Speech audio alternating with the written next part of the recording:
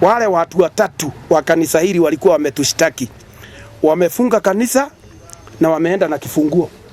Sasa kujaribu kuwatafuta, kwa bahati nzuri wakaja wawili, nikaongea nao nikawaambia embu fungueni kanisa ya Mungu tusome, hata nyinyi mje tusome, hatuna shida na nyinyi.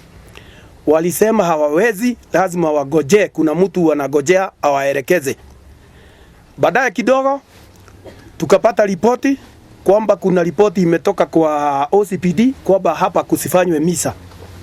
Mimi kama askofu nikachukua hatua, nikaenda kutafuta OCPD, nikaenda kwa ofisi yake, nikakuta hayuko, nikaingia kwa ofisi ya OCS, nikakuta hayuko, lakini nikakuta deputy OCS yako ambaye aliniarifu akaniambia hatukuwa tumewapelekea hiyo order waione, lakini pia mwenye alikuwa amewaambia tusisome kutakuwa na shida sijui ni nani.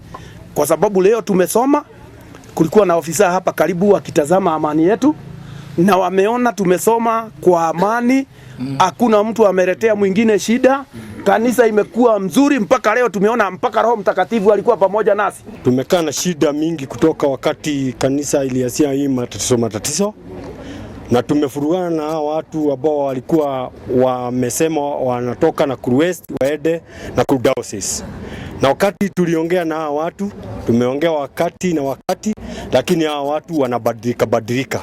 Wakati tuliongea na hawa tukiwa na washirika, wakasema kanisa inaenda. Na sisi wenye tuliwachwa tukasema kanisa haiendi.